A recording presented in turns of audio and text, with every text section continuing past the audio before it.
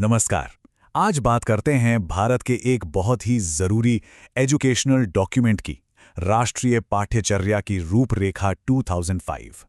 ये वो डॉक्यूमेंट है जिसने भारत में पढ़ाई लिखाई के तौर तरीकों को आप कह सकते हैं पूरी तरह से बदलने की कोशिश की। तो चलिए समझते हैं इसे। तो इस पूरे फ्रेमवर्क का कह सकते हैं कि इसकी जो आत्मा है वो एक बहुत ही पावरफुल लाइन में छिपी है, शिक्षा बिना बोझ के। अब ये सुनने में सिर्फ एक स्लोगन लगता है ना, पर ये असल में एक बहुत ही गंभीर समस्या का जवाब था। वो समस्या थी हमारे बच्चों के कंधों पर पढ़ाई का जो बोझ बढ़ता जा रहा था उसे कम करने की। तो सवाल ये है कि ये बदलाव लाया कैसे गया। देखिए, ये पूरा का पूरा ढांचा 5 बहुत ही सिंपल लेकिन उतने ही गहरे प्रिंसिपल्स पर बनाया गया था। और ये पांचों सिद्धांत हमारी शिक्षा को देखने के नजरिए में एक बहुत बड़े शिफ्ट को दिखाते हैं। पहला सिद्धांत ये कहता है कि ज्ञान को स्कूल की 4 दीवारों तक ही सीमित नहीं रखना है। इसे बच्चों की असल जिंदगी से, जो स्कूल के बाहर है, उससे जोड़ना बहुत जरूरी है। मतलब जो भी बच्चे स्कूल में सीख रहे हैं वो उन्हें अपनी रोजमर्रा की जिंदगी में काम का लगे, मीनिंगफुल लगे।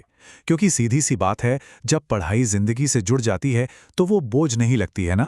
अब आते हैं दूसरे और शायद सबसे जरूरी सिद्धांत पर, और वो है रटने की प्रणाली से आजादी। ये तोते की तरह रट्टा मारने वाले सिस्टम के खिलाफ आप कह सकते हैं एक सीधी लड़ाई का ऐलान था। एक ऐसा सिस्टम जो सालों से हमारी एजुकेशन पर हावी था। मकसद ये था कि बच्चों को सिर्फ जवाब रटाए ना जाए, बल्कि उन्हें सोचना सिखाया जाए, सवाल पूछना सिखाया जाए और किसी भी टॉपिक को गहराई से समझना सिखाया जाए। तीसरा सिद्धांत ये इस बात पर जोर देता है कि एजुकेशन का मतलब सिर्फ एक टेक्स्ट बुक को रट कर खत्म कर देना नहीं है। लर्निंग एक्सपीरियंस को और ज्यादा रिच बनाना होगा। इसमें लाइब्रेरीज भी आती हैं, अलग अलग एक्टिविटीज, प्रोजेक्ट्स और हाँ, क्लासरूम के बाहर की दुनिया भी। असल में इसका मकसद था बच्चों का एक होलिस्टिक डेवलपमेंट, यानी सर्वांगीण विकास करना, ना कि सिर्फ उन्हें किताबी कीड़ा बनाना। चौथा सिद्धांत सीधा क्लासरूम के माहौल पर आता है। इसका गोल था लर्निंग प्रोसेस को एक्टिव और इंटरेस्टिंग बनाना। मतलब क्लासरूम सिर्फ ऐसे लेक्चर हॉल ना बने जहां टीचर बोल रहा है और बच्चे सुन रहे हैं, बल्कि वो ऐसी वाइब्रेंट जगह बने जहां बच्चे खुद करके सीखें, चीजें एक्सप्लोर करें और सीखने में एक्टिवली हिस्सा लें। और आखिर में पांचवां सिद्धांत, ये एजुकेशन को हमारी डेमोक्रेटिक और सोशल वैल्यू से जोड़ता है। देखिए, इसका निचोड़ ये है कि शिक्षा का मकसद सिर्फ जानकार लोग बनाना नहीं है। इसका असली मकसद है जिम्मेदार नागरिक बनाना, ऐसे नागरिक जो डेमोक्रेसी और सोशल हार्मनी की कद्र करें। तो ये तो थे 5 सिद्धांत, यानी क्या करना है। अब आगे बढ़ते हैं और देखते हैं कैसे करना है। मतलब इस फ्रेमवर्क को लागू करने के लिए क्या प्रैक्टिकल स्टेप्स लिए गए। यह एक बड़ी दिलचस्प बात है।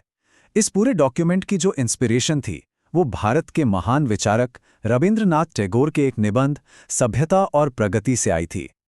इसी निबंध ने इस आइडिया की नींव रखी कि सीखना कोई बोझ नहीं, बल्कि एक क्रिएटिव और जॉयफुल प्रोसेस होना चाहिए। तो इस बड़े एजुकेशनल रिफॉर्म को लीड किसने किया? इसके पीछे 2 बड़े नाम थे। चेयरमैन थे प्रोफेसर यशपाल और डायरेक्टर थे प्रोफेसर कृष्ण कुमार। लेकिन जाहिर है ये काम सिर्फ 2 लोगों का तो था नहीं। इस पूरी कमिटी में कुल मिलाकर 38 सदस्य थे। ये नंबर ही दिखाता है कि ये कितना बड़ा और मिला जुला प्रयास था। एनसीएफ ने सिर्फ क्या पढ़ाना है ये नहीं बताया, बल्कि कैसे पढ़ाना है इसमें भी बदलाव का सुझाव दिया। अब जोर था ज्ञात से अज्ञात की ओर बढ़ने पर, मूर्त से अमूर्त की ओर जाने पर, और सबसे जरूरी करके सीखने पर, जिसे हम सब लर्निंग बाय डूइंग के नाम से जानते हैं। अच्छा, रट्टा मारने वाली पढ़ाई को खत्म करने के लिए सबसे जरूरी क्या था? टीचर के रोल को बदलना। तो अब टीचर सिर्फ एक इंस्ट्रक्टर नहीं रहा जो बस जानकारी देता है, बल्कि वो एक फैसिलिटेटर बन गया। मतलब एक ऐसा गाइड जो बच्चों को सीखने के प्रोसेस में मदद करता है। अब भारत जैसे डाइवर्स देश में भाषा का मुद्दा तो हमेशा से ही जरूरी रहा है।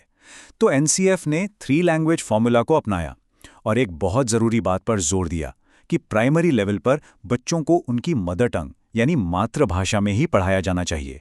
तो इन सब बातों का निचोड़ क्या है? एनसीएफ 2005 का असर क्या रहा? असल में ये एजुकेशन के बारे में हमारे सोचने के तरीके में ही एक बहुत बड़ा बदलाव था। ये कोशिश थी एजुकेशन को एक बोझ से एक जॉयफुल, एक नेचुरल एक्सपीरियंस बनाने की। और ये हमें वापस उसी मूल मंत्र पे ले आता है जहां से हमने ये पूरी चर्चा शुरू की थी, शिक्षा बिना बोझ के। लेकिन एक सवाल तो बनता है। कागज पर ये सारे प्रिंसिपल्स बहुत क्रांतिकारी लगते हैं, है ना? पर सवाल ये है कि ज़मीनी हकीकत में, हमारे स्कूलों में, हमारे क्लासरूम में ये कितना बदलाव ला पाए हैं। ये एक ऐसा सवाल है जिस पर सोचना बहुत ज़रूरी है।